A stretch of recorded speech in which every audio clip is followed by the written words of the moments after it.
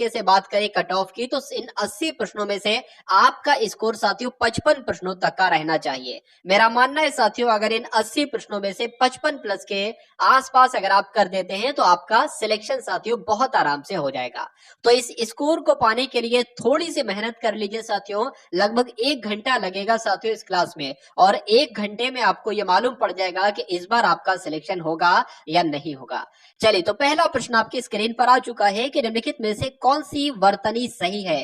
तो इसमें साथियों अगर बात करें अश्वत्थामा लिखा हुआ है, तो अश्वत्थामा साथियों किस प्रकार से लिखा जाता है, जैसे आपका साथियों ऑप्शन नंबर किस में लिखा हुआ है, यहां पर अगर बात करें ऑप्शन नंबर डी में लिखा हुआ है।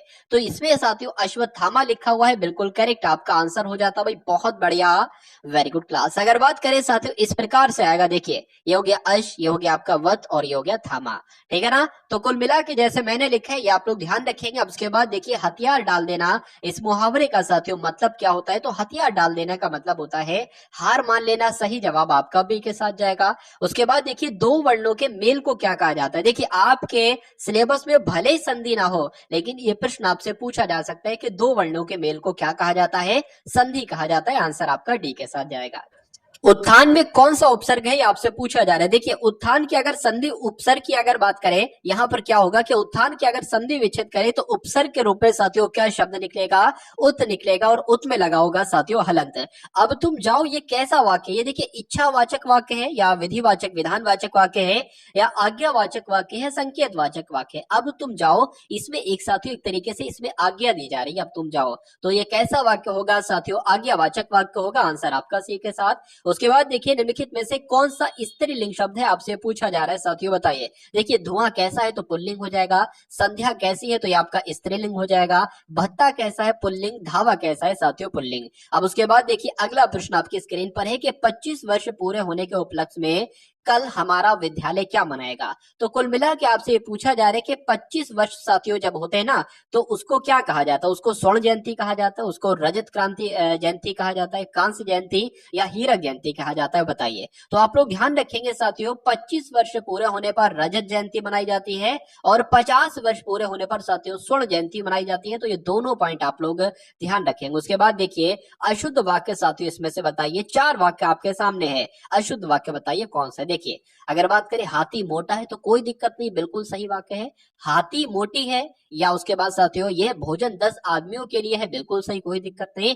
लड़के ने पत्र लिखा, कोई दिक्कत नहीं साथियों। हाथी मोटी नहीं होता है, हाथी मोटा होता है। हाँ, यहाँ पर हाथी की जगह अगर हथनी आ जाता, हथनी मोटी होती है, तो ये आपका बिल्कुल सही हो जाता। हथनी मोटी है, ये बिल्कुल सही हो जाता। तो कुल मिला के आपका भी आंसर अगर है ऑप्शन नंबर बी के साथ, तो बिल्कुल करेक्ट है।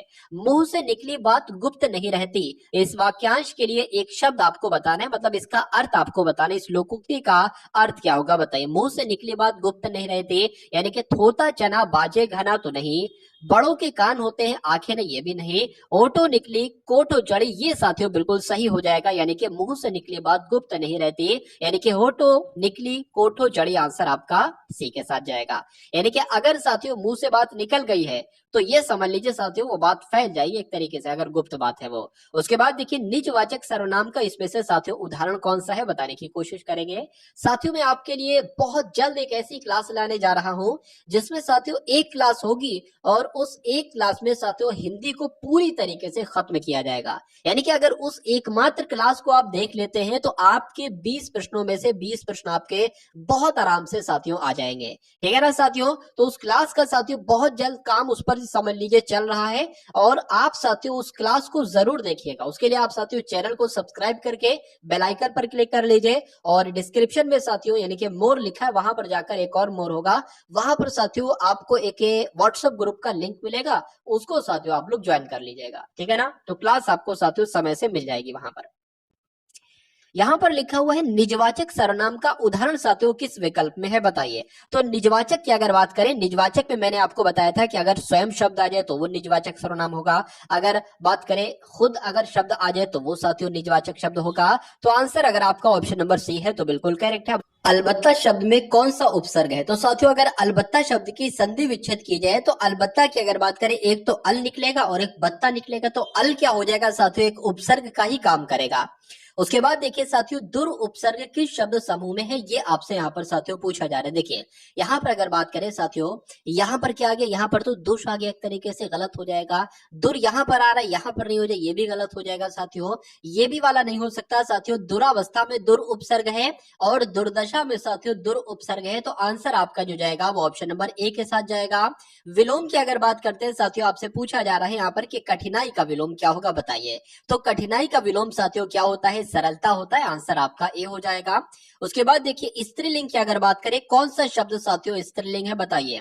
मित्र कैसा है तो पुल्लिंग हो जाएगा, अध्याय कैसा है पुल्लिंग हो जाएगा, उपहार कैसा है पुल्लिंग हो जाएगा, सूचना के साथ साथियों कैसी का इस्तेमाल आएगा, यानी कि सूचना कैसी है, तो ये आपका साथियों स्त्रीलिंग शब्द हो जाएगा। चलिए मिलावट शब्द की अगर बात करें, तो मिलावट में अगर बात करें, आवट साथियों एक प्रत्यय के रूप में साथियों आएगा। आंसर आपका डी के साथ जाएगा। वादी वादी युग्म के सही अर्थ भेद का चयन आपको करना है। यानी कि वादी का मतलब क्या होता है और वादी का मतलब क्या होता है, तो वादी का मतलब साथियों गरिष्ठ पे भोजन नहीं होता है। अगर बात करें वक्ता होता है साथियों, और वादी का मतलब लेकिन भोजन नहीं होता है। तो यहाँ पर साथियों अगर बात करें, वादी का मतलब वक्ता होता है और वादी का मतलब साथियों अजीर्ण होता है। तो राइट आंसर आपका जो जाएगा वो ऑप्शन नंबर सी के साथ जाएगा, और जिनका आंसर यहाँ पर सी है तो बिल्कुल करेक्ट है। उसके बाद देखिए सर्प मेघ हरण किस शब्द के अनेकार्थी हैं, तो ये किसके साथियों अनेकार्थी हैं, ये सारंग शब्द के अनेकार्थी हैं। सही जवाब आपका जाएगा ए के साथ। मुझसे उठा नहीं गया, इस वाक्य में आपसे पूछा जा रहा है कौन सा वाच्य है, बताइए। देखिए अगर किसी भी साथियों वाक्य आपका नेगेटिव हो, नकारात्मक वाक्य हो, और उस वाक्य में साथियों से भी लगा हो, तो वो वाक्य कैसा होगा साथियों, हमेशा भाववाच्य होगा।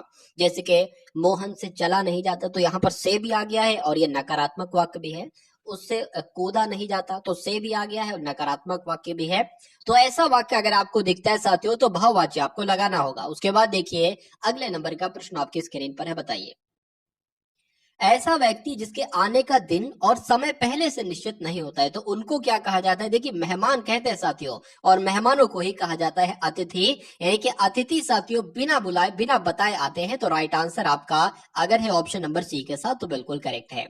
उसके बाद देखिए साथियों उर्मी और वीची का पर्यायवाची शब्द आपसे पूछा जा रहा है, बताइए। तो उर्मी और वीची की अगर बात करें, तो ये तो साथियों लहर के पर्यायवाची है। किसके पर्यायवाची है, लहर के पर्यायवाची है। सही जवाब आपका जाएगा सी के साथ। चलिए अब उसके बाद देखिए साथियों, अब 20 प्रश्न तो आपने यहाँ पर देख लिए हिंदी के।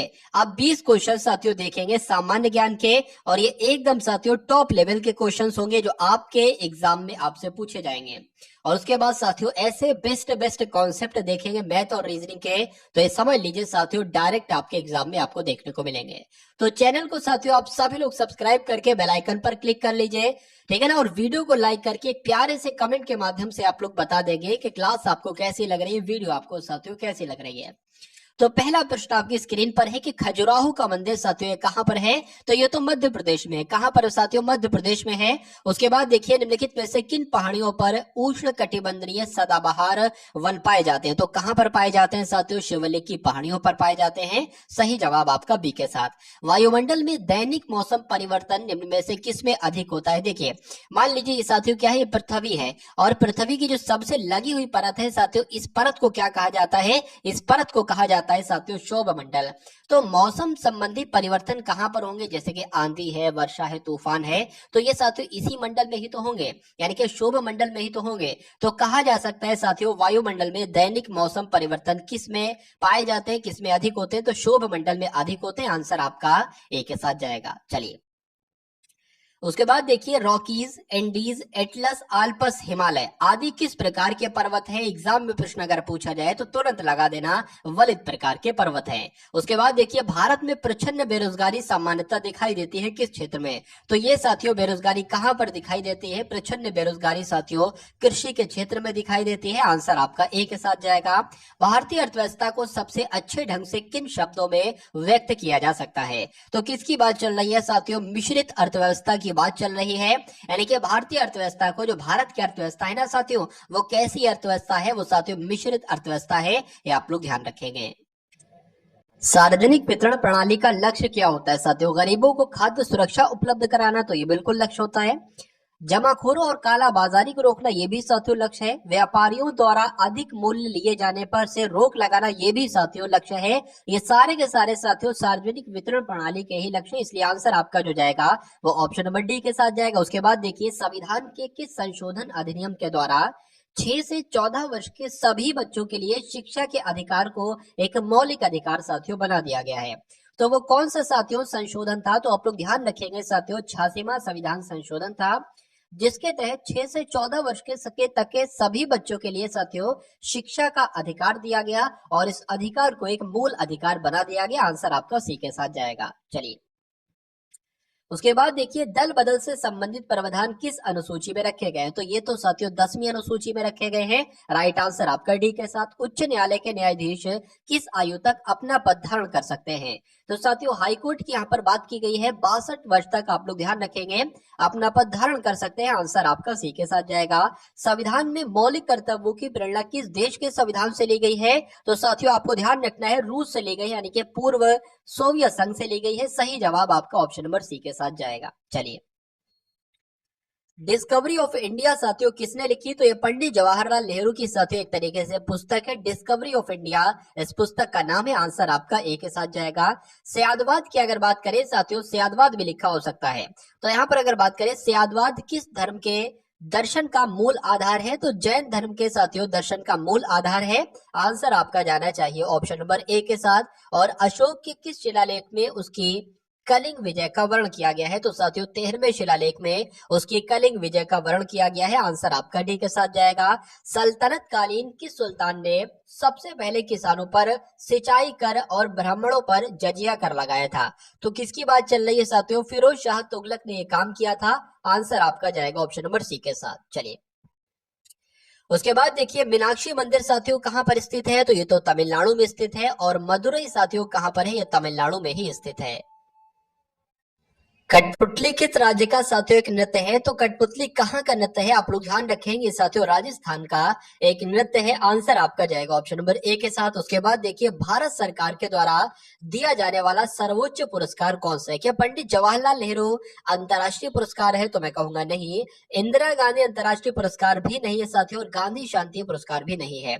क्यों? क्योंकि भारत रत्न को कहा जाता है एक तरीके से भारत सरकार के द्वारा दिया जाने वाला सर्वोच्च पुरस्कार साथियों जो है वो भारत रत्न है। और भारत रत्न इन 3 ऑप्शन में नहीं लिखा है, इसलिए सही जवाब आपका जो होगा वो ऑप्शन नंबर डी के साथ जाएगा। लेडी विद द लैम्प किसे उपनाम साथियों दिया गया है? यानी कि किसका एक उपनाम है लेडी विद द लैम्प? तो किसको कहा जाता है? फ्लोरेंस नाइटिंगेल को कहा जाता है। आप लोग ध्यान रखेंगे। आंसर आपका जो जाएगा वो ऑप्शन नंबर सी के साथ जाएगा।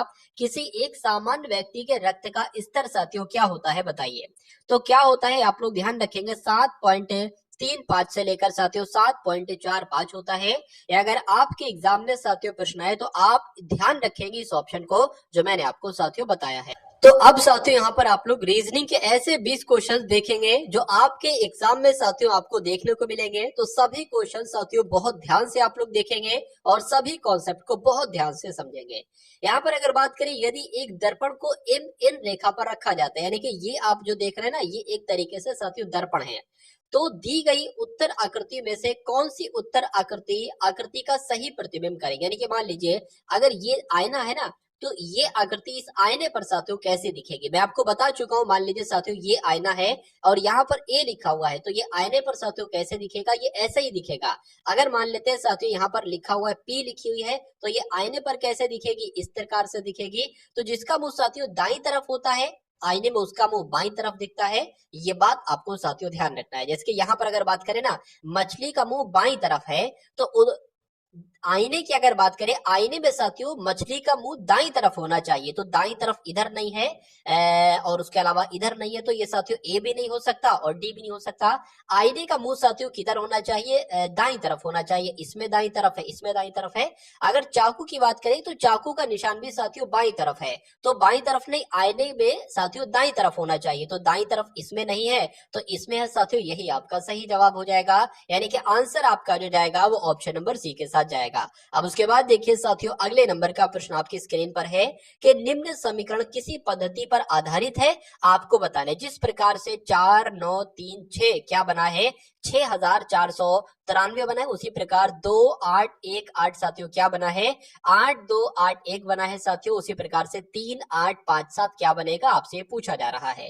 देखिए यहाँ पर अगर बात करें, इतना मुझे पढ़ के समझ में आ गया इतनी देर में कि जो यहाँ पर नंबर लिखे ना वही नंबर यहाँ पर लगे, बस थोड़ा सा आगे थोड़ा सा पीछे करके हो गया। देखिए अब बात करें अगर साथियों, देखिए सबसे शुरू का नंबर पता क्या है, जो सबसे अंत का नंबर वो सबसे शुरू का नंबर हो गया। यहाँ पर देखिए 8 सबसे अंत का है, सबसे शुरू में हो गया है, तो यहाँ पर साथियों 7 आ जाएगा, सबसे अंत का है, सबसे शुरू में आ जाएगा। उसके बाद अगर बात करते हैं साथियों, जो पहला नंबर है ना वो दूसरे नंबर पर आया है, तो ये अब साथियों 3 यहाँ पर आ जाएगा।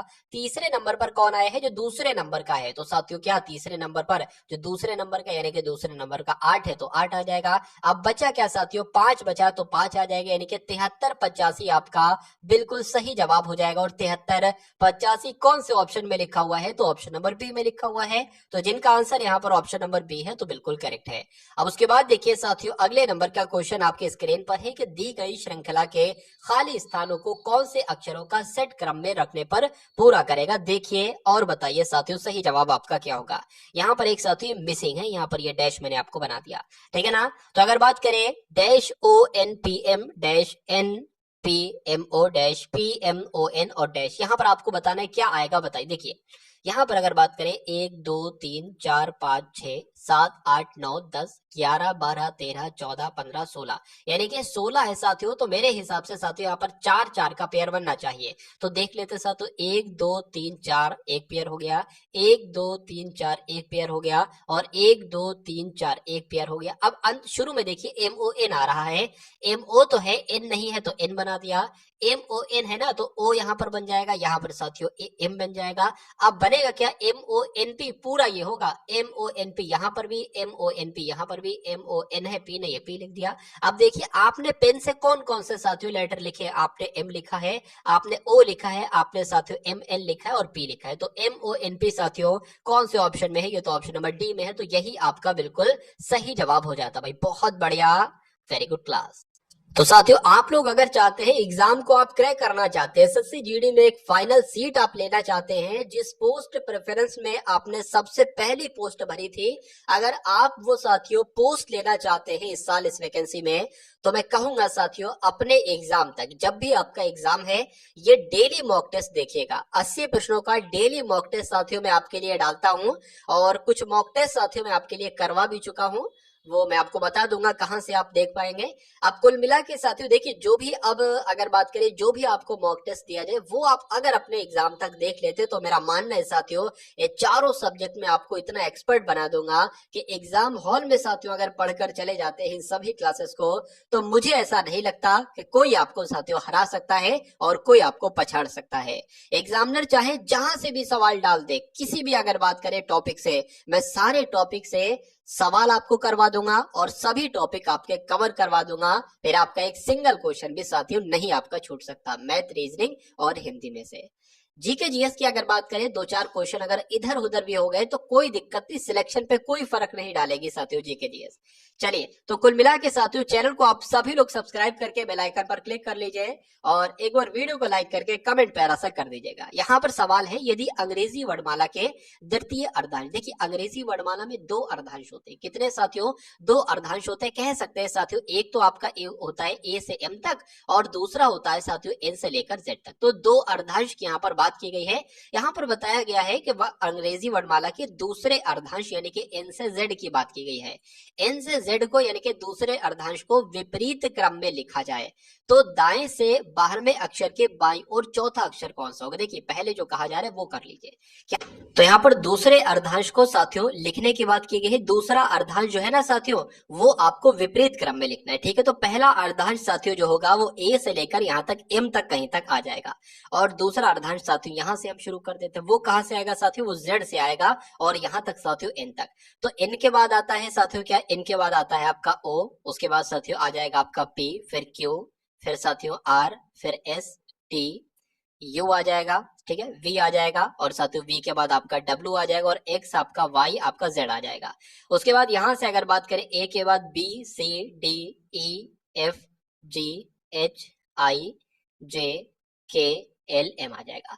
अब यहाँ पर साथियों कहा गया है कि तो दाई से 12वां अक्षर क्या होगा, दाई इधर से होगा, दाई से इधर से 12वां अक्षर क्या होगा, तो 1 2 3 4 5 6 7 8 9 10 11 12, 12वां अक्षर साथियों जो होगा वो आपका क्या निकल कर आएगा, वो आपका साथियों वाई निकल कर आएगा। अब उसके बाद कहा गया है कि तो उस बाएं 12वें अक्षर के बाएं और चौथा कौन सा होगा, यानी कि इसके बाएं और चौथा कौन सा होगा, तो 1 2 3 4, क्या 1 2 3 4, वो साथियों के आपका निकलेगा और यही आपका साथियों क्या हो जाएगा, सही जवाब हो जाएगा, जो कि कौन से ऑप्शन में है, ऑप्शन नंबर ए वाले में। बहुत बढ़िया, वेरी गुड क्लास। अब उसके बाद देखिए अगले नंबर का क्वेश्चन आपकी स्क्रीन पर है साथियों। इस टाइप का एक क्वेश्चन आपसे अवश्य पूछा जाएगा, आपसे पूछा जाएगा कि इसको आपको डिक्शनरी के अकॉर्डिंग लिखना है। आपने डिक्शनरी देखी होगी, उसमें सबसे पहले ए वाले लिखे होते हैं, फिर ए बी से बने जो होते हैं वो लिखे होते हैं साथियों, इस टाइप से लिखे होते हैं वहां पर। तो इसमें देखिए बी तो सब में है, बी इसमें भी है, बी इसमें भी है, बी इसमें भी है, बी इसमें भी है, ठीक है ना। अब देखिए बी के बाद जो है वो सबसे छोटा लेटर साथियों कौन सा है, देखिए ये आपका आता है 15 पर, ये आता है आपका 9 पर, ये आता है आपका ये है एल है आपका 12 पर आता है, ये 9 पर आता है, ये आपका आता है 21 पर, तो ये तो होगा नहीं, आई वाला हो जाएगा। अब ये वाला पहला होगा, इसमें भी आई आर है, इसमें भी आई आर है, लेकिन डी पहले आता है और ये वाला बाद में आता है, तो पहले सबसे 4 आ जाएगा, फिर साथियों आपका 2 आ जाएगा। तो क्या कहीं पर 4 और 2 लिखा हुआ है ऑप्शन में, तो हमें जल्दी आंसर मिल जाएगा। बिल्कुल साथियों 4 2 लिखा हुआ, आगे वालों को चेक करने की जरूरत ही नहीं, तो 4 2 ही आपका आंसर हो जाएगा। लेकिन पूरा सवाल मैं आपको बता देता हूं, देखिए सबसे पहले आपका आ जाएगा बी आई आर यहां पर भी है। अब ये पहले होता है या ये पहले होता है, डी पहले आता है ना, तो ये डिक्शनरी में पहले आ जाएगा चौथे नंबर वाला, उसके बाद दूसरे नंबर वाला, उसके बाद आएगा साथियों। अब ये भी निपट गया, ये भी निपट गया। अब देखिए कौन सा आ जाएगा, ये तो 21 पर आता है, ये 12 पर आता है और ये साथियों 15 पर आता है, तो ये वाला आ जाएगा, इसलिए यहाँ पर 3 आ जाएगा, उसके बाद ये वाला आ जाएगा और उसके बाद साथियों अंत वाला आ जाएगा। तो 42 315 साथियों कौन से ऑप्शन में था, 42 315 साथियों ऑप्शन नंबर डी में था, तो यही आपका बिल्कुल सही जवाब हो जाएगा। एग्जाम में साथियों एक बड़ा सा आपको शब्द दे रखे होंगे, उसमें बहुत सारे लेटर्स होंगे, आपसे कहा जाएगा कि कौन सा एक ऐसा ऑप्शन है जिसके लेटर इसमें नहीं है। तो हम लोग देख लेते हैं साथियों किस ऑप्शन के लेटर इसमें नहीं है।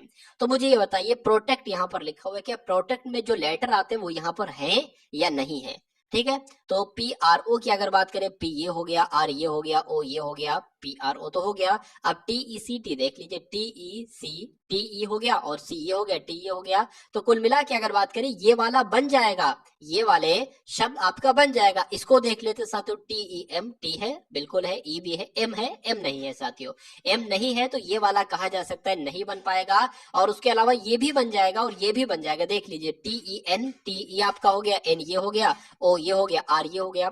ट्रेट की अगर बात करें, टी आर ई आपका साथियों, टी ये हो गया, आर ये हो गया, ई ये हो गया साथियों, और ए ये हो गया और टी ये हो गया। तो कुल मिला के अगर बात करें बी वाले जो लेटर्स हैं वो नहीं बन पाएंगे, तो वही आपका बिल्कुल सही जवाब हो जाता है। अब उसके बाद देखिए साथियों कि यदि कूट भाषा में GERMANY को क्या लिखा जाता है साथियों, यानी कि जर्मनी को 7 5 18 13 1 14 25 लिखा जाता है, तो फ्रांस को साथियों क्या लिखा जाएगा, थोड़ा सा ध्यान साथ देंगे ना आप। तो यहाँ पर साथियों जी लिखा हुआ है, जी की पोजीशन होती है 7, तो यहाँ पर 7 लिखा हुआ है। ई की पोजीशन है 5, तो यहाँ पर 5 लिखा हुआ है। वाई की पोजीशन होती है 25, तो यहाँ पर 25 लिखा हुआ है। कुल मिला के साथियों कुछ नहीं आपको करना है, लेटर पोजीशन आपको लगा देना है। तो एफ की बात करें 6 पर, आर 18 पर, ए 1 पर, एन 14 पर, सी 3 पर और ई 5 पर।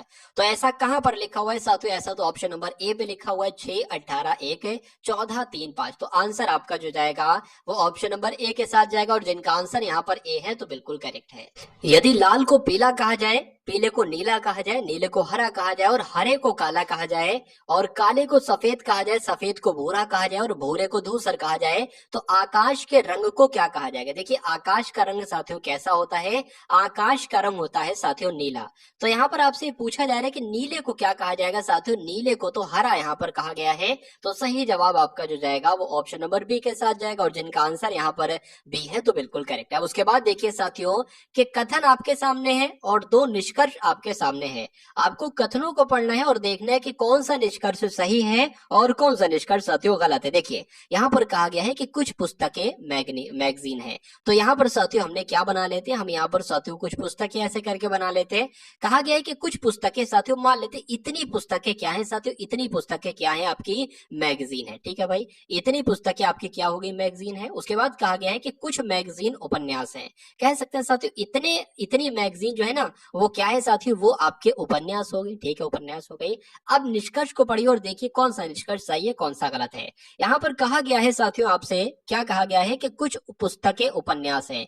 पुस्तकें ये हैं और उपन्यास ये है, तो दूर दूर तक साथियों कोई रिश्ता नहीं। लेकिन हाँ, ये कहा जाता कि कुछ पुस्तकें मैगजीन है तो सही हो जाता। कहा जाता कि कुछ मैगजीन पुस्तकें हैं तो सही हो जाता। कहा जाता कि कुछ मैगजीन उपन्यास है तो सही हो जाता। और कहा जाता कुछ उपन्यास मैगजीन है तो सही हो जाता। लेकिन ये कहा जाए कि कुछ पुस्तकें उपन्यास है तो ये आपका गलत हो जाएगा। तो पहला वाला तो आपका गलत हो जाता है। अब अगर बात करें साथियों कुछ उपन्यास पुस्तकें हैं तो ये भी तो गलत है ना। कुछ उपन्यास भी पुस्तकें कहाँ है, उपन्यास कहाँ पुस्तकें कहाँ, तो ये भी आपका साथियों गलत हो जाता है। तो अगर बात करें 49वें नंबर का सही जवाब जो होगा, ना तो निष्कर्ष 1 और ना ही निष्कर्ष 2 अनुसरण करता है, ये आपको लगाना होगा एग्जाम में।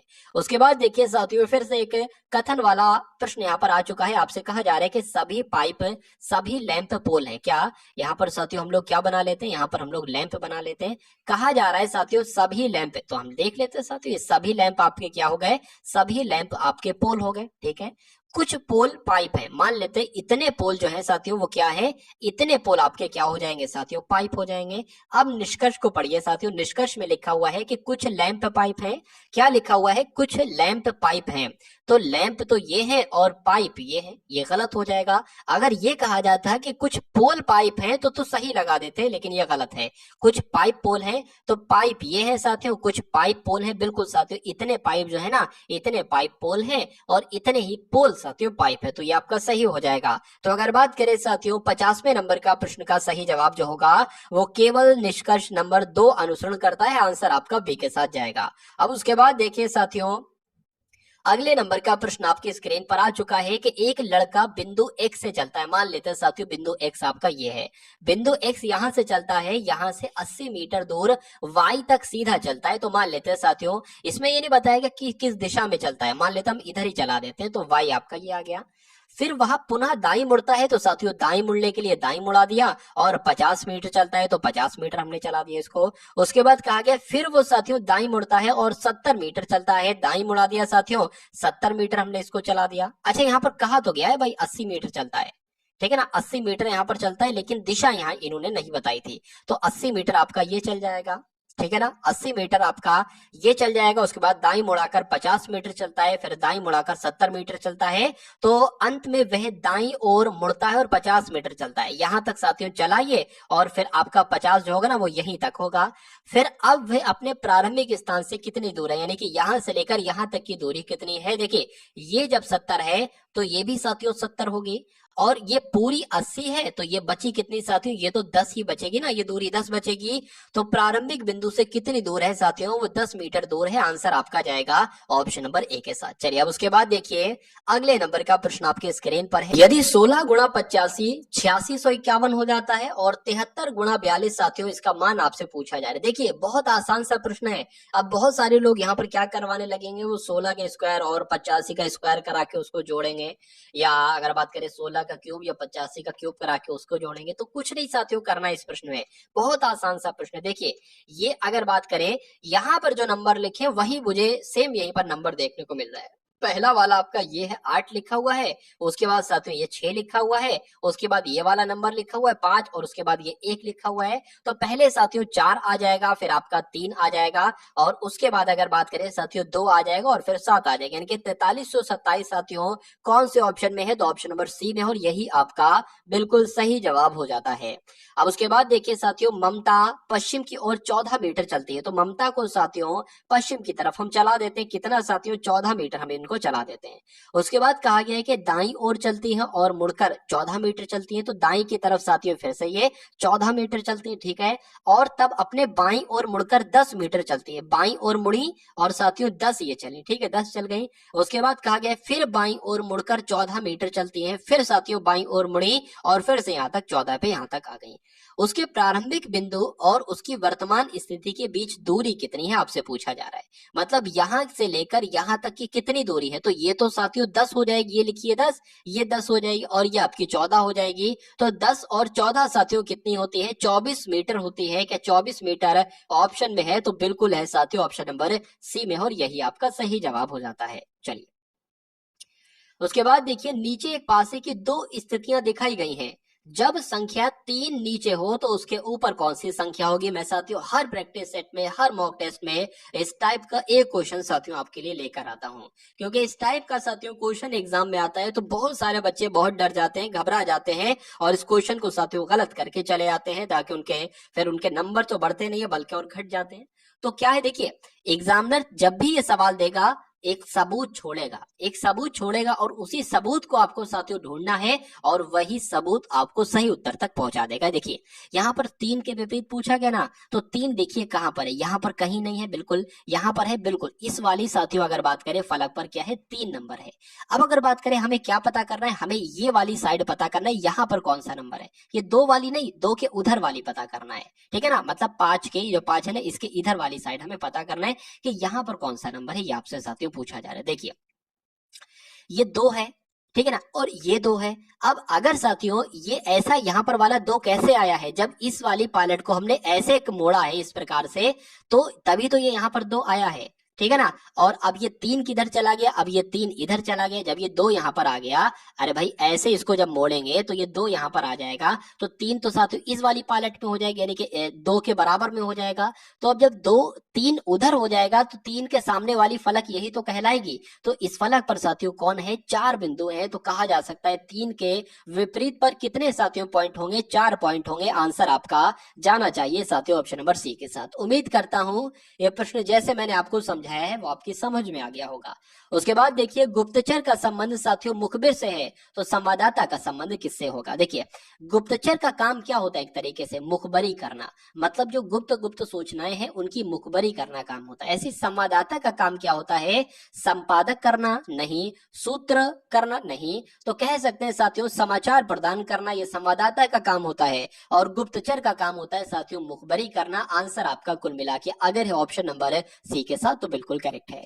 अब उसके बाद देखिए साथियों 18 का संबंध जैसे 30 से है, 18 का संबंध जैसे 30 से है, तो 36 का संबंध किससे होगा, 64 से, 66 से, 54 से या साथियों 62 से, बताइए।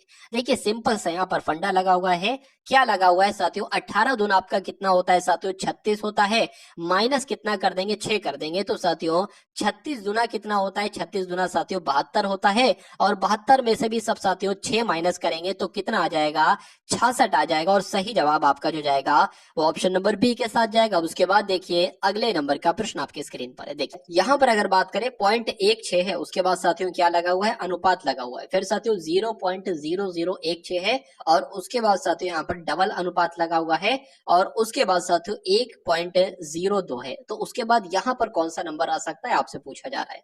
देखिए कहा आपसे ये गया है कि अगर इसको हम इस प्रकार से लिख सकते हैं तो हम इसको साथियों किस प्रकार से लिख सकते हैं, इस प्रकार से, ए से, बी से, सी से या डी से। तो यहाँ पर साथियों इसको देखकर हमें इतना लग रहा है कि इसको अगर 100 से भाग दिया जाए तो ये नंबर आ जाएगा। कैसे आ जाएगा ये मैं आपको साथियों यहाँ पर बता देता हूँ। देखिए 0.16 है ना, अगर इसको साथियों हम 100 से भाग दे देते, अब इसको कैलकुलेट करना। देखिए ऊपर 2 संख्याओं के बाद पॉइंट लगा है ना, तो इस पॉइंट को साथियों हटाएंगे और नीचे क्या बढ़ जाएगा, 1 लगा के 2 जीरो बढ़ जाएगी। ये रूल होता है। मान लीजिए अगर साथियों ये लिखा हुआ है और इस पॉइंट को हटाएंगे तो नीचे क्या आ जाएगा, 1 लग के 1 जीरो आ जाएगा, यानी कि अब 7/10 हो जाता है। तो उसी प्रकार साथियों 2 नंबर के बाद पॉइंट लगा था तो पॉइंट हटाया और नीचे 1 जीरो लगा, सॉरी 2 जीरो लगा के 1 लगा दिया, 100 लग जाएगा। अगर यहाँ पर 3 संख्याओं के बाद होता तो हम नीचे 1 लगा के 3 जीरो लगाते। तो अब आपके सामने है 16/10,000 है, एक तरीके से 100 गुना 100। तो अब इसको कैसे कैलकुलेट करते हैं, आपने एक रूल साथियों और पढ़ा होगा। मान लीजिए आपके सामने साथियों 7/1000 है, तो इसको आप कैसे लिखोगे साथियों, जितने नीचे जीरो होते हैं उतने नंबर के बाद पॉइंट लगता है। तो 7 जैसे लिखा है वैसे लग जाएगा। कितने जीरो है, 1 2 3 जीरो है, तो 3 नंबर के बाद पॉइंट लगेगा। एक ये नंबर, एक ये नंबर, एक ये नंबर, यानी कि 3 नंबर के बाद साथियों पॉइंट लग जाएगा। तो अगर आपको कभी भी ऐसा दिया गया हो तो उसके अगली स्टेप साथियों ये होगी। तो अब यहाँ पर भी साथियों वही चीज है कि 16 लिखा हुआ है तो 16 लिख लिया, नीचे कितने जीरो है, 4 जीरो है, तो 4 नंबर के बाद पॉइंट लगेगा, यानी कि 1 2 3 4। ठीक है ना, ये 1 2 3 4 4 नंबर हो गए और अब साथियों आपका पॉइंट लग जाएगा। तो आप देखिए साथियों कि इससे क्या बना है साथियों, ये बना है, और जो ये है ना वही तो साथियों ये है, वही ये है। तो यहाँ पर भी साथियों हमें क्या करना पड़ेगा, हमें 100 से भाग देना होगा। जब हम साथियों 1.02 को साथियों 100 से भाग देते हैं तो क्या आएगा, देखिए इस जीरो को पॉइंट को हटाए, नीचे क्या बढ़ गया साथियों, 1 लग के 2 जीरो बढ़ गया। अब आपके सामने साथियों क्या है, 102 भाग साथियों 1 लग के 4 जीरो है, यानी कि 10,000 है। नीचे 4 जीरो है तो क्या होगा साथियों, अगर बात करें ये तो नंबर लिख लेंगे, तो 4 संख्याओं के बाद पॉइंट लगेगा, 1 2 3 आपका ये 4 संख्या और ये। तो कुल मिला के साथियों ऐसा ऑप्शन में होना चाहिए, वो आपका बिल्कुल सही जवाब होगा। तो ऐसा कहां पर है, ऐसा तो साथियों ऑप्शन नंबर सी में है, तो यही आपका बिल्कुल सही जवाब हो जाता है। उसके बाद देखिए साथियों अगले नंबर का प्रश्न आपके स्क्रीन पर है कि कथन आपके सामने है कि वित्तीय कंपनियां खराब प्रबंधन के कारण खत्म हो जाती हैं, यानी कि कुछ कंपनियां, जो वित्तीय कंपनियां है ना, ये अपने खराब प्रबंधन की वजह से खत्म हो जाती हैं, बंद हो जाती हैं। तो निष्कर्ष आपको बताना है कौन सा सही है। देखिए यहाँ पर अगर बात करें साथियों कि अच्छा प्रबंधन भी वित्तीय कंपनियों को सफलतापूर्वक नहीं चला सकता, ऐसा क्यों होगा। अगर अच्छा प्रबंध रखोगे तो वित्तीय कंपनियां चलती जाएंगी, अच्छे से चलेंगी। तो ये तो साथियों गलत लिखा है, क्योंकि यहाँ पर लिखा हो कि अच्छा प्रबंधन करोगे तब भी कंपनियां नहीं चल पाएंगी, तो ये तो गलत है। उचित प्रबंधन, दूसरा कहता है उचित प्रबंधन वित्तीय कंपनियों के विकास में सहायक हो सकता है। बिल्कुल साथियों, अगर ठीक ठाक प्रबंध रखोगे तो कहा जा रहा है वित्तीय कंपनियों के विकास में सहायक हो सकता है, बिल्कुल ये सहायक होगा। तो दूसरा वाला आपका बिल्कुल सही हो जाएगा। तो यहाँ पर कहां पर लिखा हुआ है कि केवल दूसरा वाला निष्कर्ष सही है, ऐसा ऑप्शन नंबर डी में लिखा हुआ है, और यही आपका बिल्कुल सही जवाब हो जाता है। अब उसके बाद देखिए साथियों कथन आपके सामने है और है एक है कि सोहन एक अच्छा खिलाड़ी है। ठीक है, सोहन जो है ना एक अच्छा खिलाड़ी है।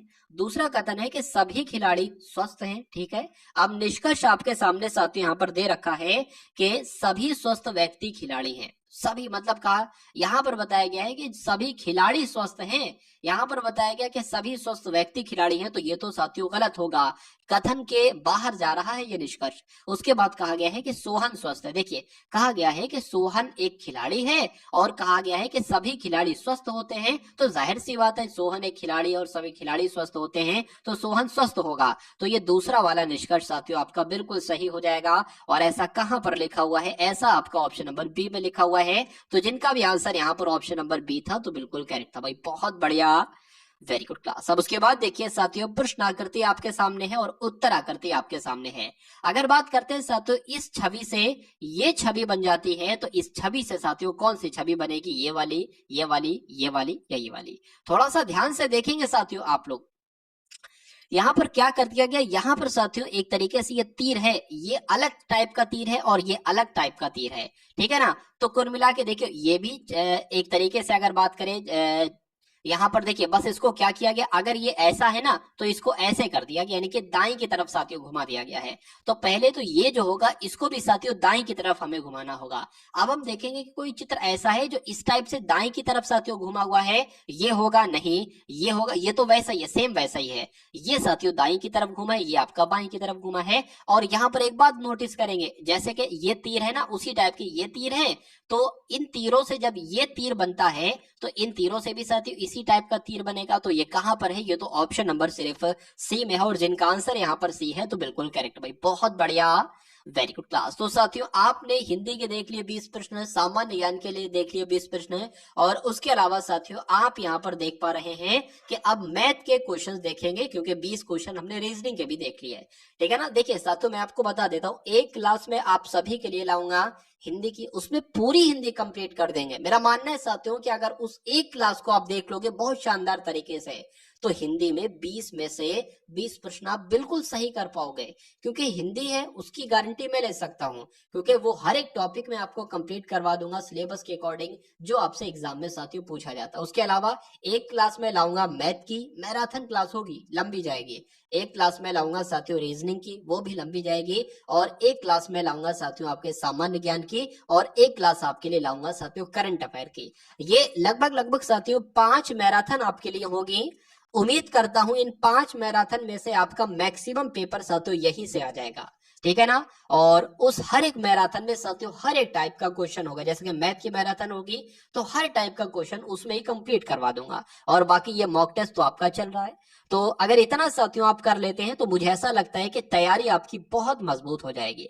तो मैथ का प्रश्न आ चुके हैं। मैथ का पहला प्रश्न आपकी स्क्रीन पर है कि यदि 3 संख्याएं हैं और 3:4 के अनुपात में वो संख्याएं हैं, अगर इनका गुणनफल साथियों 1944 बैठता है तो सबसे बड़ी संख्या क्या होगी। सबसे बड़ी संख्या वैसे तो यहाँ पर 6 है, तो 6 आपसे पूछा जा रहा है। जैसे कि यहाँ पर बात करें 3 4 6 है ना, तो 3x हो जाएगा, 4x हो जाएगा, 6x हो जाएगा। अब सबसे बड़ी संख्या क्या है, 6x है, तो हमें x का मान निकालना है और फिर जो मान निकलेगा उसकी गुणा 6 से कर देंगे, वही सबसे बड़ी संख्या होगी। चलिए यहाँ पर कहा गया है साथियों कि इन तीनों संख्याओं का गुणनफल कितना है, तो इन तीनों संख्याओं का अगर गुणनफल करें, गुणा गुणा लगाकर करें, तो कितना आएगा साथियों 1944 आएगा, जो कि यहाँ पर लिखा हुआ है। अब इनकी गुणा कर लीजिए नंबर की, तो 3 चौक आपके 12 हो जाएंगे, 12 छंग आपके साथियों 72 हो जाएंगे। तो 72 अगर बात करें x की जब गुणा होगी तो x स्क्वायर और x क्यूब हो जाएगा। तो यहाँ पर साथियों x क्यूब आ गया और बराबर आपका क्या आ गया 1944 आ गया। अब अगर बात करें साथियों अगले स्टेप में x क्यूब बराबर क्या हो जाएगा 1944 से 1944 बटे यहाँ पर 72 आ जाएगा। 6 से कट करने की कोशिश करते हैं, 6 कम 6, 6 दूना 12 हो जाएगा, और 6 यहाँ आपका 18 हो जाएगा, 6 दूना 12 हो जाएगा, 6 चौक आपका 24 हो जाएगा। अगर बात करें 6 दूना आपका साथियों 12 हो जाएगा, 6 कम 6 पंजे आपका 30 हो जाएगा साथियों, 6 चौक आपका 24 हो जाएगा। 2 से कट करेंगे साथियों क्या आ जाएगा आपका यहाँ पर 27 आ जाएगा। तो कुल मिला के साथियों अगर बात करें x क्यूब बराबर अगर साथियों 27 है, तो क्या आएगा साथियों x बराबर आपका आएगा साथियों 3 कैसे आएगा, मान लीजिए साथियों मैं आपको बतला देता हूं कि अगर x स्क्वायर बराबर साथियों क्या है 4 है, तो x बराबर क्या आएगा साथियों 2 आएगा। यहां पर वो संख्या आती है जैसे कि ये इसका स्क्वायर है, यानी कि 2 का स्क्वायर 4 है। अगर यहाँ पर साथियों 9 होता तो यहाँ पर 3 आता, क्यों, क्योंकि ये किसका स्क्वायर है, तो ये 3 का स्क्वायर है। तो कुल मिला के साथियों x बराबर अब हमें पता चल गया ना कितना है, 3 है। और यहाँ पर 6x का मान आपसे पूछा जा रहा है, सबसे बड़ी संख्या 6x है ना, तो जब x बराबर 3 है तो 6x बराबर साथियों कितना हो जाएगा 18 हो जाएगा। तो 18 आपके प्रश्न का बिल्कुल सही जवाब हो जाएगा। अगर आपसे पूछता साथियों कि सबसे छोटी संख्या कौन सी है, तो सबसे छोटी संख्या तो 3x है। जब अगर बात करें 1x बराबर साथियों कितना है, यहाँ पर सॉरी 3 है, ये हो गया 1x बराबर कितना है 3 है, तो 3x बराबर साथियों कितना हो जाएगा 9 हो जाएगा। तो ये सारी की सारी बातें साथियों आपको यहाँ पर ध्यान रखनी है। अब उसके बाद देखिए अगले नंबर का प्रश्न आपकी स्क्रीन पर है। चलिए यहाँ पर लिखा हुआ कि 68 का 3/4। देखिए अगर बात करें साथियों मैं आपसे कहूं कि 7 का 3/4 कितना होगा, तो 7 लिख लेंगे, और का यहाँ पर आए ना तो का की जगह पर गुणा लिख लेंगे, और 3/4 कैसे लिखेंगे 3/4 लिखेंगे। अगर यहाँ पर साथियों लिखा होता 2/4 तो 2/4 आपका ऐसे लिखा होता, अगर 1/3 लिखा होता तो 1/3 आपका इस प्रकार से लिखा होता। तो ये भी छोटी छोटी चीजें आपको मालूम होना चाहिए। 68 का 3/4 कहा गया ना, तो 68 लिखा, का की जगह पे साथियों गुणा आ जाएगा, 3/4 कहा गया है तो 3/4 लिख लिया। 68 का 3/4 जो है ना ये साथियों, ये 45 के 2/5 से कितना अधिक होगा, तो 45 के की जगह गुणा साथियों 2/5 से कितना अधिक होगा। तो इसको सॉल्व कर लो और इसको सॉल्व कर लो, 5 एकम 5, 5 नीम आपका 45 हो जाएगा, 9 दूना आपका साथियों 18 हो जाएगा। 4 की अगर बात करें 4 एकम 4 हो जाएगा, 4 पंजे 20, 4 छंग 24, 4 सत्ते 28 हो जाएगा, और 17 यहाँ कितना हो जाएगा साथियों 51 हो जाएगा। तो आपसे पूछा यह गया था कि 51 से क्या, आपसे पूछा गया था कि 51 से क्या पूछा गया था, 68 का 3/4 जो है ना, यानी कि 51 जो है ना ये 18 से कितना अधिक होगा। तो इनको माइनस करा लो साथियों, मालूम पड़ जाएगा। 11 में से 8 जाएगा आपका 3 बचेगा, 4 में से 1 जाएगा आपका 3 बचेगा। तो आंसर आपका किस ऑप्शन के साथ जाएगा 33 के साथ जाएगा। और जिनका आंसर यहाँ पर 33 है तो बिल्कुल करेक्ट है, यानी कि ये संख्या इससे कितनी अधिक है तो 33 अधिक। उम्मीद करता हूँ इस प्रश्न को आप लोग बहुत अच्छे तरीके से साथियों समझ चुके होंगे। यदि 15 गुणा 12 रूट x साथियों, यहाँ पर बटा है एक तरीके से लगा हुआ, ठीक है ना, और इसके बराबर साथियों क्या है, बराबर यहाँ पर आपका 5 है, तो गुणा 15 गुणा 12 रूट x बटे 8 गुणा 5 बराबर 5 है। तो x का मान साथियों आपसे यहाँ पर पूछा जा रहा है। तो यहाँ पर अगर बात करें साथियों, देखिए इसकी गुणा आपसे किससे हो जाएगी, 8 गुणा 5 की गुणा हो जाएगी इस 5 से, और ये आपका 15 एक तरीके से मान लीजिए यहाँ पर 1 है, और 15 गुणा 12 की गुणा किससे हो जाएगी साथियों, इस 1 से हो जाएगी। तो स्ट्रक्चर कैसा कुछ बन जाएगा साथियों, रूट x बराबर साथियों 5 लिख लेंगे, और इन दोनों की गुणा साथियों इससे हो जाएंगे, यानी कि 8 गुणा 5 आपका आ जाएगा, और बटे में आपका क्या आ जाएगा साथियों, 15 गुणा 12 आ जाएगा। क्या आ जाएगा साथियों, 15 गुणा 12 आ जाएगा। अब देख लीजिए साथियों क्या कट होता है, कट करा लीजिए। तो यहाँ पर अगर बात करें इस 5 से साथियों 15 कटेगा, यहाँ पर साथियों 3 आ जाएगा। अगर इसकी बात करें 4 दूना आपका 8 हो जाएगा, आपका 4 3 यहाँ पर 12 आ जाएगा। अब अगर बात करें क्या कट रहा है साथियों, तो 5 दूना आपका कितना हो जाएगा, रूट x अगर बात करें साथियों 5 दूना आपका 10 हो जाएगा, और नीचे आपका 9 आ जाएगा। अब मैं आपको एक बात बता रहा हूँ साथियों, मान लीजिए अगर रूट x है, क्या अगर रूट x है और यहाँ पर लिखा हुआ है साथियों 5, आपको x का मान बताना हो तो आप क्या करोगे, रूट को हटा दोगे और इस संख्या का स्क्वायर कर दोगे, तो 5 का स्क्वायर यानी कि 25 आ जाएगा। ये बात आपको साथियों ध्यान रखना है। अब यहीं पर भी वही कंडीशन है, रूट x है ना, अगर रूट x को हटाएंगे तो इसके ऊपर स्क्वायर चढ़ाना होगा। तो जब रूट को साथियों, जब रूट को हम हटा देंगे और सिर्फ x लिख देंगे, तो हमें क्या करना चाहिए, इसका भी स्क्वायर करना चाहिए, इसका भी स्क्वायर करना चाहिए। तो ऊपर तो साथियों 100 आ जाएगा और नीचे 9 ने 81 आ जाएगा। तो x का मान आपसे पूछा जा रहा था, x का मान मैंने निकाल दिया है, 100/81 क्या कहीं ऑप्शन में है, तो 100/81 साथियों बिल्कुल है, ऑप्शन नंबर सी में है, और यही आपका बिल्कुल सही जवाब हो जाता है भाई। बहुत बढ़िया, वेरी गुड क्लास। चलिए उसके बाद देखिए, किसी संख्या का 1/5 20 है, क्या, बहुत ध्यान से पढ़ेंगे, किसी संख्या का 1/5, मैंने आपको बताया था किसी संख्या, मान लीजिए x वो संख्या का लिखा हुआ है तो गुणा लगा लेंगे, 1/5 यानी कि 1/5 हो जाएगा। कहा गया है कि किसी संख्या का 1/5 जो है ना वो कितना है, वो 20 है।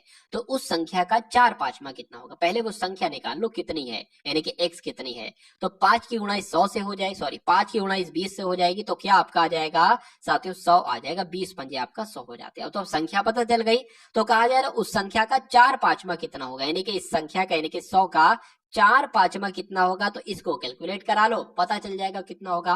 5 से करेंगे साथियों, 5 दूना आपका 20 हो जाएगा, 20 चौक कितने होते हैं साथियों 80 होते हैं। तो आंसर आपका जो जाएगा वो ऑप्शन नंबर डी के साथ जाएगा। अब उसके बाद देखिए 40 ग्राम और 1 किलोग्राम की दशमलव भिन्न क्या होगी। देखिए 40 ग्राम को ग्राम में लिखा गया है, 1 किलोग्राम को भी अगर ग्राम में लिखा जाए तो 3 जीरो आ जाएंगे, इस जीरो से ये जीरो कैंसिल हो जाएगा, 2 से कटेगा, 2 दूना 4 हो जाएगा, यहाँ पर 50 आ जाएगा। तो साथियों अगर बात करें और कट कर दे, क्या 1 साथियों 25 आ जाएगा। यहाँ पर पॉइंट में, वैसे ये भी आंसर आपका हो सकता था अगर ऑप्शन में होता, ये नहीं है तो इसको साथियों ऐसे लिख सकते हैं, 1/25 हो जाएगा। तो 1 तो कट नहीं सकता, एक तरीके से बात करें 25 तो 1 से कट नहीं सकता, तो पॉइंट बढ़ाएंगे, जीरो बढ़ाएंगे। अब कट सकता है, नहीं कट सकता है तो जीरो बढ़ाएंगे और जीरो बढ़ाएंगे, 25 से कम 25, 25 चौक 100, यानी कि 4 आपका यहाँ पर आ जाएगा। तो क्या ऐसा आपको नजर आ रहा है साथियों, ऐसा कुछ देखने में आपको नजर आ रहा है, बिल्कुल नजर आ रहा है साथियों, कौन से ऑप्शन में, तो बताने की कोशिश करेंगे ऑप्शन नंबर डी में। और पॉइंट से पहले एक जीरो बढ़ा लो ना बढ़ाओ कोई दिक्कत नहीं, यहाँ पर है तो कोई दिक्कत नहीं है। तो कुल मिला के अगर बात करें आंसर आपका अगर है ऑप्शन नंबर डी के साथ तो बिल्कुल करेक्ट हो जाता भाई, बहुत बढ़िया, वेरी गुड क्लास। अब उसके बाद देखिए दो संख्याओं का योग कितना है, 1/2 है, और उन्हीं संख्या का अंतर कितना है, 3/4 है। तो बड़ी संख्या कौन सी है बताइए। तो कोई दिक्कत नहीं साथियों, दो संख्याएं हो गई है आपकी, x और y होगी, इन संख्याओं का योग कितना है, 1/2 है, और इन्हीं संख्याओं का साथियों अंतर कितना है, तो माइनस कराएंगे, अंतर मतलब माइनस, वो कितना है साथियों 3/4 है।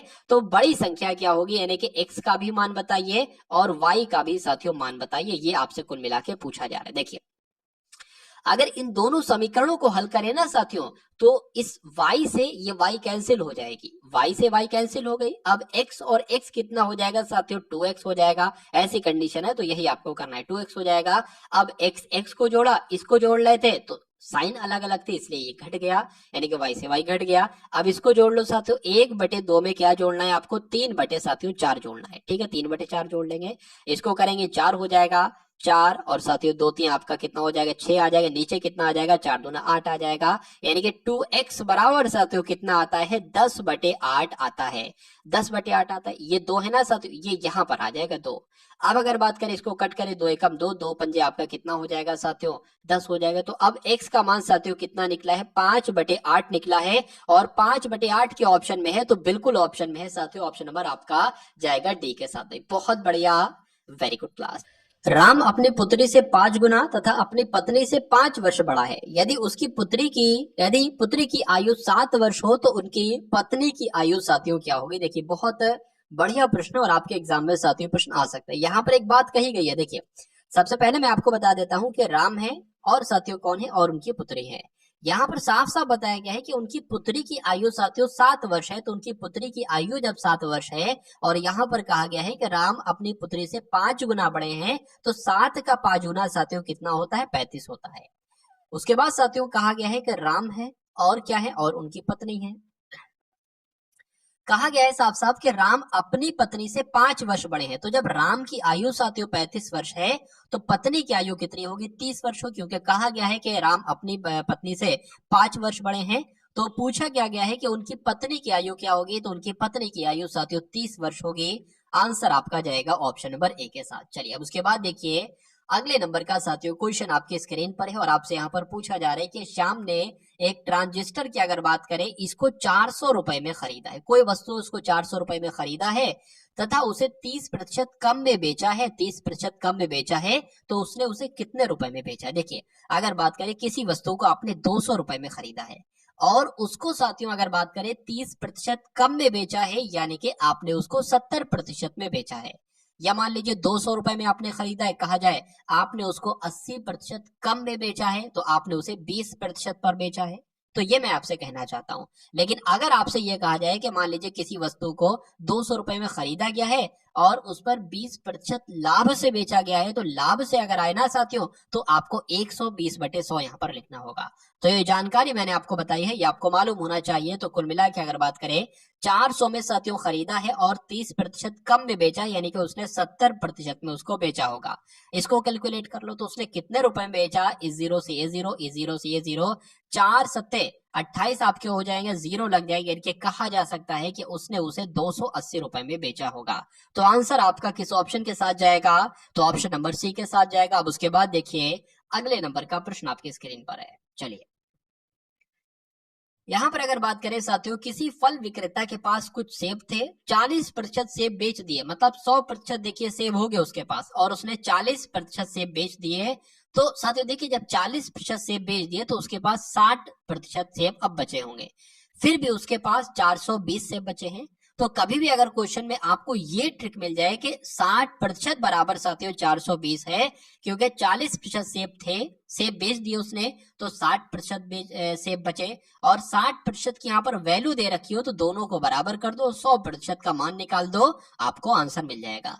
तो साथियों क्या हो, इसको कैसे सॉल्व करेंगे, 420/60 हो जाएगा, गुणा साथियों यहाँ पर 100 लगा लेंगे, इस जीरो से ये जीरो कट जाएगा, 6 छंग 36, 6 सत्ते आपका 42 हो जाएगा। यानी कि कहा जा सकता है साथियों प्रारंभ में उसके पास कितने सेब होंगे, 700 सेब होंगे, जिसमें से साथियों उसके पास 420 सेब बचे होंगे।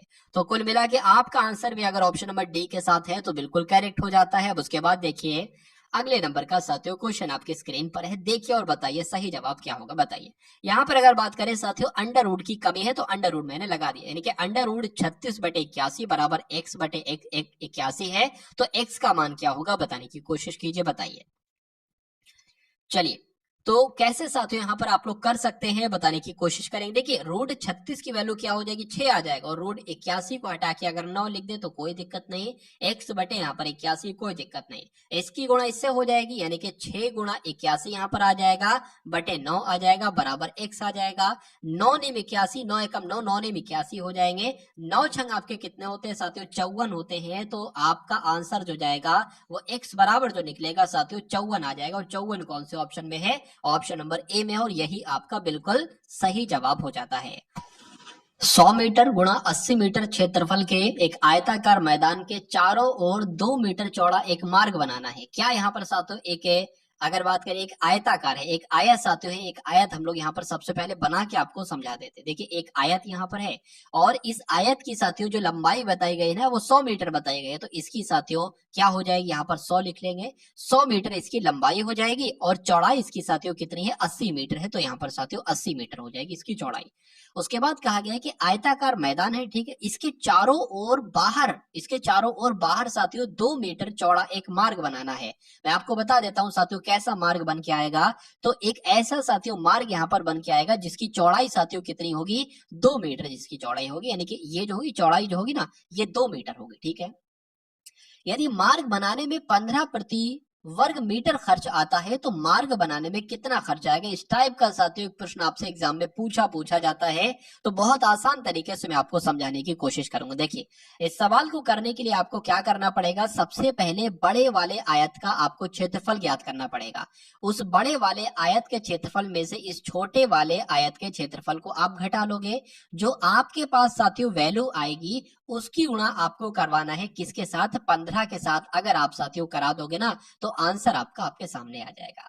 तो सबसे पहले साथियों उसी के अनुसार हम सबसे पहला जो काम करते हैं वो करते हैं, सबसे बड़े वाले आयत का अगर क्षेत्रफल ज्ञात करें तो 100 तो इसकी लंबाई है, 2 इधर बढ़ जाएगी और 2 इधर बढ़ जाएगी, यानी कि कितना हो जाएगा, 104 हो जाएगा। और चौड़ाई साथियों कितनी हो जाएगी, चौड़ाई 80 है ना, 2 इधर बढ़ जाएगी 2 इधर बढ़ जाएगी, यानी कि 84 साथियों क्या हो जाएगी, चौड़ाई हो जाएगी। तो सबसे पहले तो इसका क्षेत्रफल ज्ञात करें।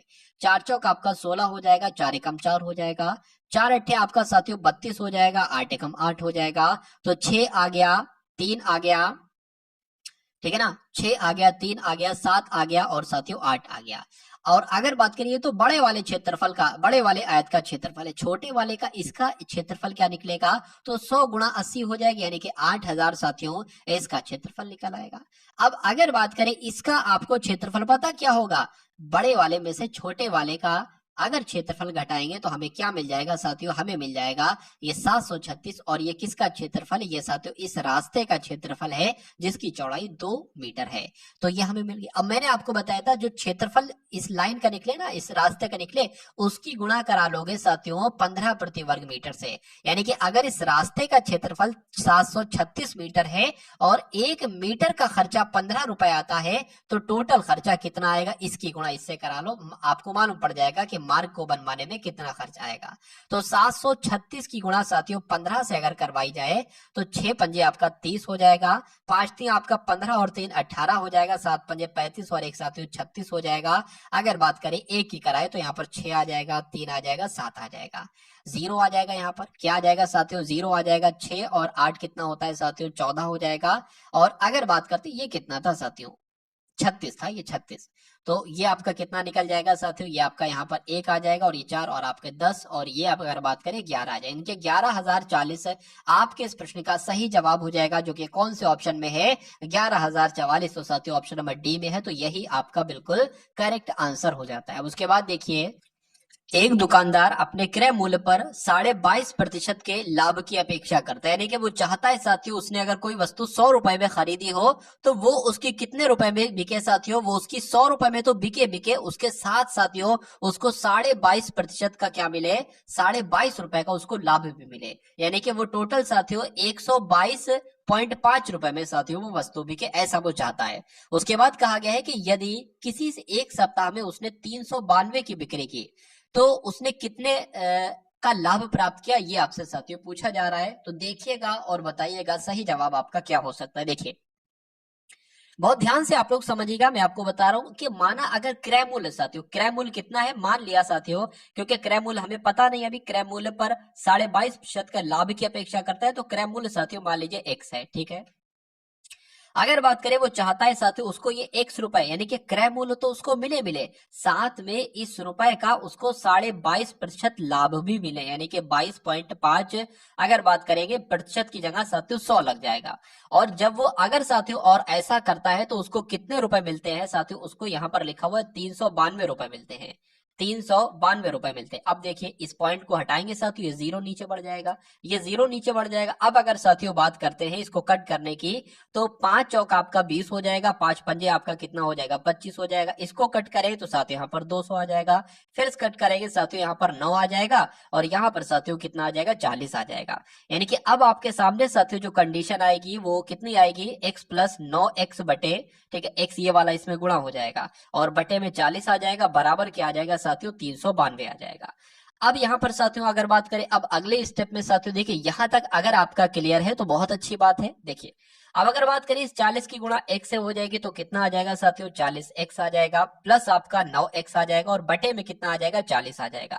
बराबर क्या था साथियों, बराबर 392 था, तो 392 आ जाएगा। अब देखिए साथियों अब क्या होता है, यहाँ पर अगर बात करें 40x प्लस 9x कितना हो जाएगा साथियों 49x हो जाएगा। 49x बराबर कितना है 392 है, और इस 40 की गुणा साथियों इससे हो जाएगी, तो यहाँ पर ये हो जाएगा।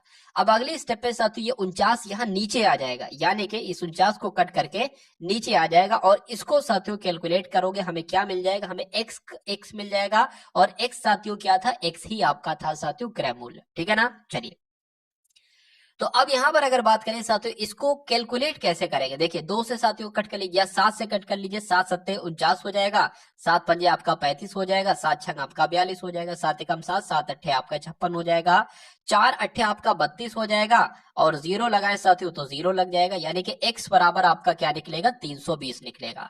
अब यहाँ पर साथियों देखिए यहाँ पर कहा गया था कि उसको बेचा कितने में गया है, 392 रुपए में बेचा गया है, और अब क्रय मूल्य हमें पता चल गया कि उसने उस वस्तु को खरीदा कितने में था, 320 रुपए में खरीदा था, तो कितने रुपए का साथियों लाभ हुआ, 72 रुपए का लाभ हुआ। आंसर आपका जाएगा ऑप्शन नंबर सी के साथ। एक बार साथियों क्विकली मैं आपको दोबारा से समझा रहा हूं, फिर से आप लोग एक बार समझ लीजिए कि एक दुकानदार अपने क्रय मूल्य पर 22.5% के लाभ चाहता है, वो अपेक्षा करता है, ठीक है, तो और वो ऐसा करता है और वो चीज अपनी बेचता है, और उसने साथियों वो चीज कितने में बेची, 392 रुपए में बेची। तो हम लोग मान लेते हैं साथियों एक्स क्या है, उसने इतने रुपए में वो वस्तु क्रय की होगी, यानी कि खरीदी होगी, तो ये हमने क्रय मूल्य लिखा, प्लस अब इस क्रय मूल्य का 22.5% वो लाभ चाहता है, तो हमने वो लिखा। तो इस तरीके से लिखेंगे, और इन सब ये तो क्रय मूल्य है और ये लाभ है, तो क्रय मूल्य लाभ बन के क्या मिले, विक्रय मूल्य बनेगा, जो कि यहाँ पर दे रखा था। इसको साथियों कैलकुलेट करते हैं, एक्स का मान आ जाता है, और x का मान साथियों क्या होता है, ये क्रय मूल्य होगा। अब बेची है इसने इतने में और खरीदी थी इतने में, तो कितने का डिफरेंस हुआ साथियों, 72 का डिफरेंस हुआ, और यही साथियों आपका लाभ कहलाएगा। आंसर आपका सी के साथ जाएगा। उसके बाद देखिए साथियों आपसे पूछा यहां पर जा रहा है कि एक व्यक्ति 1400 में एक साइकिल खरीदता है और उसे 15% के नुकसान पर बेचता है, साइकिल का विक्रय मूल्य क्या होगा। मान लीजिए साथियों हमने कोई चीज 200 रुपए में खरीदी, क्या हमने 200 रुपए में खरीदी और हम उसको 80%, क्या 80% नहीं कह सकते, या मान लीजिए 20% के नुकसान पर बेचते हैं, तो यानी कि हमने उसको साथियों 80% पर बेची।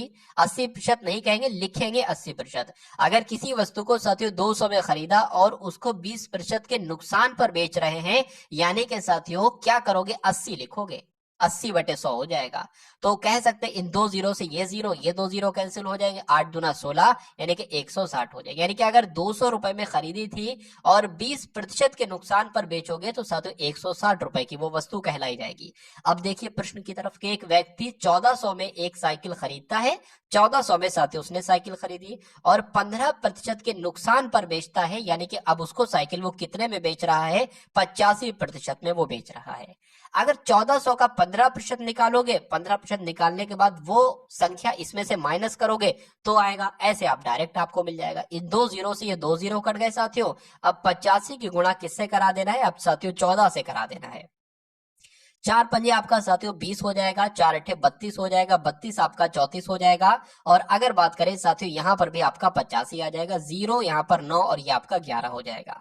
यानी कि साइकिल का विक्रय मूल्य साथियों क्या होगा, 1190 होगा, जो कि ऑप्शन नंबर सी में हो, और जिनका आंसर यहाँ पर सी है तो बिल्कुल करेक्ट है। अब उसके बाद देखिए साथियों शाम ने 375 प्रति दर्जन पर, बहुत ध्यान से साथियों इस कॉन्सेप्ट को समझना है। मेरा मानना है साथियों अगर इस कॉन्सेप्ट को आप समझ लेते हैं तो मुझे ऐसा नहीं लगता कि इस टाइप का एक प्रश्न आपके एग्जाम में ना बने। एक प्रश्न आपका बनेगा ही बनेगा, ठीक है ना। देखिए बहुत ध्यान से समझिएगा, आराम से समझिएगा यहाँ पर अगर बात करें, श्याम ने 375 प्रति दर्जन पर 20 दर्जन खिलौने खरीदे। देखिए 20 दर्जन उसने खरीदे हैं। 20 दर्जन का मतलब क्या हुआ, एक दर्जन की अगर बात करें साथियों 12 चीजें होती, एक दर्जन में 12 चीजें होती हैं, तो 20 दर्जन में कितनी चीजें साथियों हो जाएंगी, 12 दूना 24 यानी कि 240 चीजें हो जाएंगी। ठीक है, और उसने एक दर्जन कितने रुपए में खरीदी, मतलब 375 रुपए प्रति दर्जन का मतलब है कि एक दर्जन चीजें उसने 375 रुपए में खरीदी। ठीक है ना, तो इतना तो साथियों हम लोग निकाल सकते हैं। क्या इतना निकाल सकते हैं कि 20 दर्जन खिलौनों का क्रय मूल्य क्या होगा। 20 दर्जन खिलौनों का क्रय मूल्य क्या होगा साथियों, जब एक दर्जन का कितना है 375 है साथियों, तो 20 दर्जन का क्या क्रय मूल्य हो जाएगा, कितना हो जाएगा साथियों, अगर बात करें यहाँ पर 750 हो जाएगा। 375 दूना 750, 750 और 0 एक्स्ट्रा लग जाएगा। ये क्या हो जाएगा साथियों, क्रय मूल्य हो जाएगा। ये आपका साथियों एक तरीके से कॉस्ट प्राइस हो जाएगा, यानी कि सीपी हो जाएगा। अगर बात करें साथियों 20 दर्जन खिलौनों का विक्रय मूल्य क्या है, देखिए 20 दर्जन की बात की, 20 दर्जन खिलौनों की बात की गई है। यहां पर अगर बात करें उसमें से प्रत्येक खिलौने उसने 33 रुपए की दर से, यानी कि प्रत्येक खिलौने को बेचा है। यहाँ पर दर्जन था, यहाँ पर साथियों क्या है साथियों, यहाँ पर 33 रुपए हर एक खिलौना बेच रहा है, 33 रुपए का हर एक खिलौना, तो उसका लाभ पूछा जा रहा है। तो अब अगर बात करें साथियों, ये जो 20 दर्जन आपके थे, ये तो क्रय मूल्य आपका हो गया, मतलब 7500 रुपए में उसने खरीदा है माल। और अगर बात करिए 20 दर्जन की अगर बात करते हैं साथियों, तो ये आपका 20 दर्जन हो जाएगा। ठीक है, और एक वस्तु कितने की बेची है, 33 रुपए की बेची है, तो इसकी जरा आप गुणा कराइए, 12 दूना 24 हो जाएगा, तो 24 की गुणा साथियों आप करा लीजिए 33 से। 24 की गुणा करा लीजिए 33 से, 4 3 आपका 12 हो जाएगा। ठीक है ना, 4 दूना 6 और 1 7 हो जाएगा साथी, यहाँ पर भी 72 आ जाएगा, 2 9 7 आ जाएगा और 0 लग जाएगा। तो कुल मिला के अगर बात करें साथियों इतने रुपए में 7,920 रुपए में बेची है। क्रय मूल्य आपका साथियों ये है और विक्रय मूल्य साथियों ये है। तो अगर बात करें लाभ कितना निकलेगा, तो मेरा ऐसा मानना है साथियों 420 यहाँ पर लाभ निकलेगा। और वही तो आपसे पूछा जा रहा है कि लाभ कितना निकला है, 420 का लाभ निकला है। इसको प्रतिशत में बदल लीजिए साथियों, नीचे क्या आ जाएगा, क्रय मूल्य जो कि साथियों 7500 था। अब इन 2 जीरो से ये 2 जीरो कट जाएंगे। अब अगर बात करें 5 से कट करें, 5 कम 5 हो जाएगा साथियों, 5 पंजे 25 हो जाएंगे, 5 अट्ठे आपके 40 हो जाएंगे, 5 चौका आपके 20 हो जाएंगे।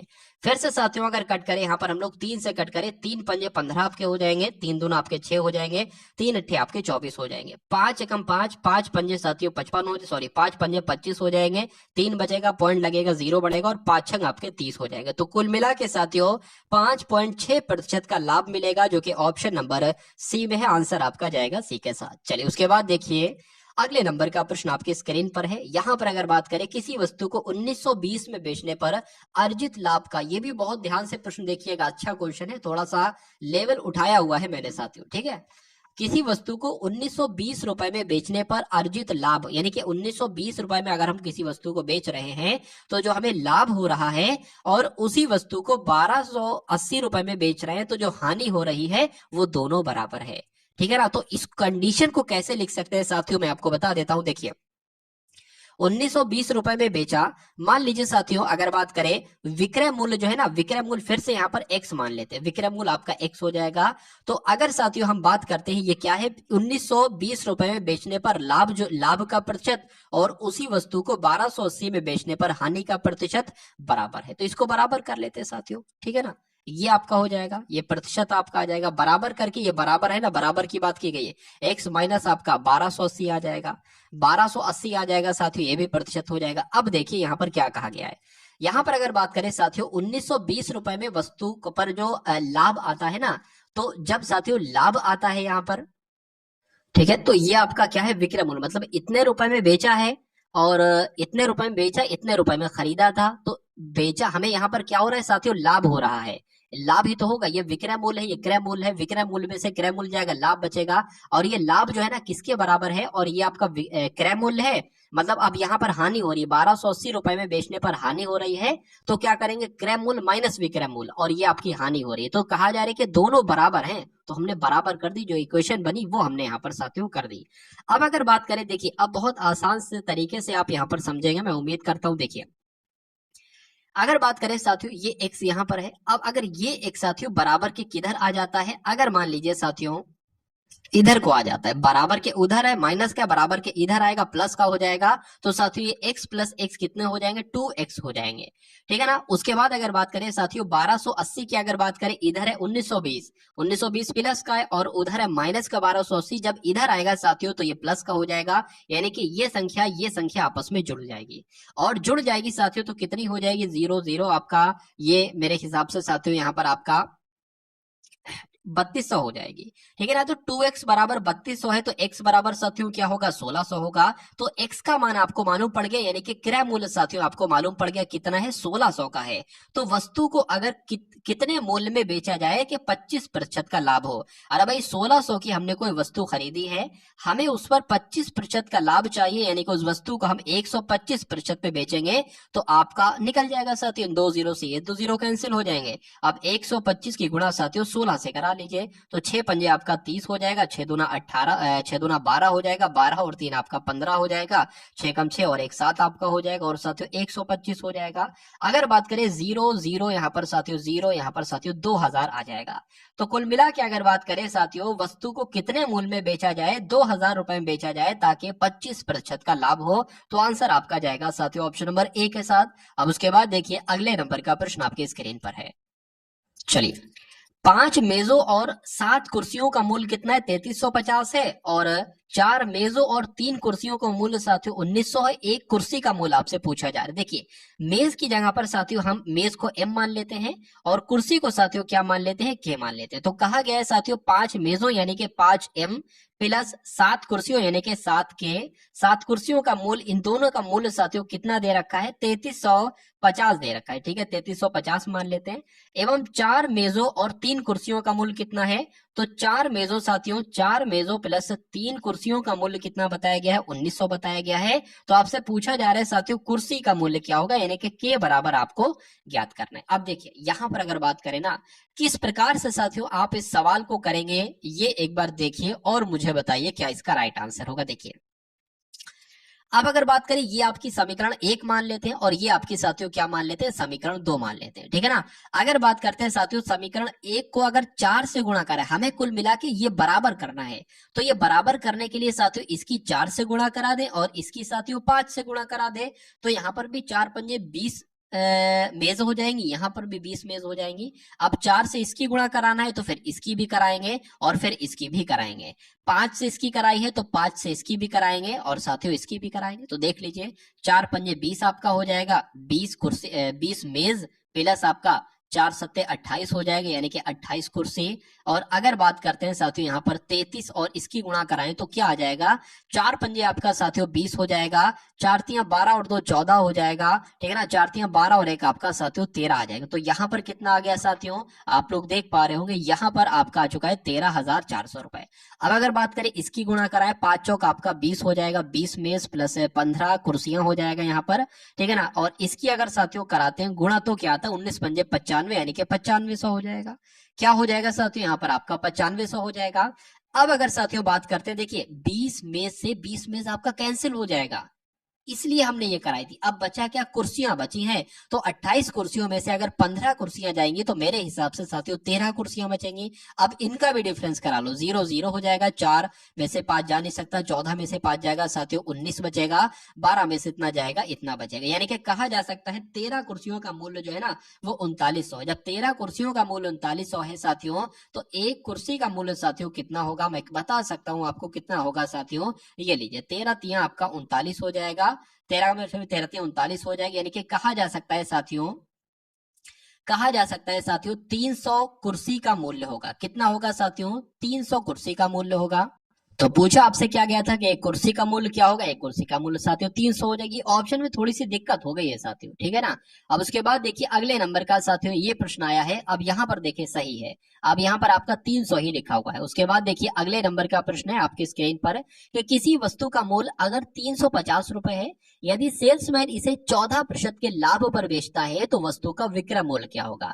देखिए 350 रुपए वस्तु का मूल्य है और इसको 14% के लाभ पर बेचा जाता है, यानी देखिए इसको 114% पर बेचा जाता है। तो इसको कैलकुलेट कर लिया, आपको मालूम पड़ जाएगा वस्तु का विक्रय मूल्य क्या है। ये जीरो से आपका ये जीरो कैंसिल हो जाएगा, 5 सत्ते आपका 35 हो जाएगा, 5 दूना आपका 10 हो जाएगा। दो की अगर साथियों कराएंगे, 2 पंजे आपका 10 हो जाएगा और साथियों यहाँ पर 7 आ जाएगा। तो 57 सत्ते कितने होते हैं ये एक बार यहाँ पर हम लोग देख लेते हैं। 7 सत्ते आपका 49 हो जाएगा, 7 पंजे आपका 35 हो जाएगा, यानी कि 399 साथियों आपका बिल्कुल सही जवाब हो जाता। भाई बहुत बढ़िया, वेरी गुड क्लास। उसके बाद देखिए एक फल विक्रेता के पास कुछ सेब थे, वो 40% सेब को बेच देता है। देखिए जब 40%, देखिए उसके पास सबसे पहले साथियों 100% सेब होंगे और जिसमें से वो 40% सेबों को बेच देता है, तो जाहिर सी बात है उसके पास 60% सेब बचेंगे, ठीक है ना। और अभी भी उसके पास कितने सेब बचे हैं, उसमें कहा जा रहा है 420 सेब बचे हैं। तो कहा जा सकता है कि 60% की वैल्यू कितनी है, 420 है। आरंभ में उसके पास कितने सेब थे, यानी कि 100% जब उसके पास सेब थे तो कितने सेबों की संख्या थी।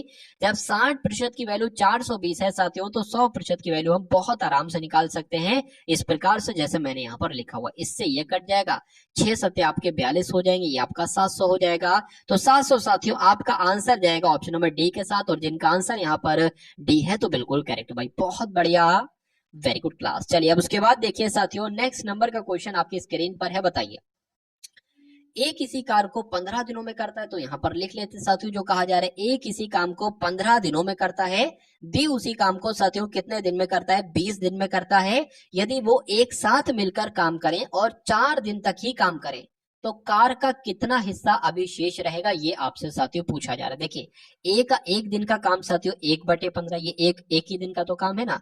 और बी का साथियों एक दिन का काम कितना है, बी का भी एक दिन का काम 1/20 है। तो हम ये देख लेते हैं कि ए और बी के द्वारा एक दिन में कितना कार्य किया जाएगा। ए और ये ए का काम है एक दिन का, ये बी का, तो एक दिन में मिलकर ये दोनों कितना काम कर सकते हैं। 20 की गुणा 1 से होगी, 15 की गुणा इससे होगी, तो क्या बन जाएगा साथियों 20 और आपका 35 यहाँ पर बन जाएगा, और इन दोनों के नीचे गुणा हो जाएगी, 15 दूना आपका 30 हो जाएगी, यानी कि साथियों ये आपका 300 यहाँ पर बन जाएगा, ठीक है ना। अब अगर बात करें इसको कट करें, 5 सत्ते आपका 35 हो जाएगा, 5 छंग आपका 30 हो जाएगा, 5 छंग आपका 30 हो जाएगा, ठीक है ना। और मतलब 7/60 आ जाएगा। तो कहा जा सकता है कि ए और बी के द्वारा एक दिन का काम जो है साथियों वो 7/60 है, ठीक है ना। तो ये तो एक दिन का काम हो गया। यहाँ पर कहा गया है कि अगर वो दोनों 4 दिन तक कार्य करते हैं तो 4 दिन का इनका काम क्या होगा। 4 दिन का काम निकालने के लिए 4 से गुणा कर दो तो 4 सत्ते 28 हो जाएंगे, 28/60 ये साथियों 4 दिन का दोनों का काम आ जाएगा। कितना आ जाएगा साथियों, आपको ध्यान रखना है 28/60 आ जाएगा, ठीक है। चलिए इसको अगर कट करें साथियों, तो इसको कट कैसे करें, तो 4 से कट गया, 4 सत्ते आपका 28 हो जाएगा, 4 एकम 4 हो जाएगा, 4 पंजे आपका 20 हो जाएगा। मतलब देखिए ये 4 दिन का काम है ए और बी का। तो जब ये 4 दिन इतना काम किया और पूरा काम कितना है, टोटल काम हमेशा 1 होता है। अब 1 में से इसको घटा देंगे और जो घट के आएगा ना साथियों वो क्या होगा, वो कार्य का इतना हिस्सा अभी शेष रहेगा, मतलब उतना हिस्सा अभी शेष रहेगा। तो 1 के नीचे 1 मान सकते हैं, 15 की गुणा 1 से हो जाएगी, 15 - 7 आ जाएगा, बटे 15 आ जाएगा, 15 में से 7 जाएगा साथियों 8/15 बचेगा। तो कहा जा सकता है साथियों कि 8/15 काम अभी शेष है। तो 8/15 कौन से ऑप्शन में है, 8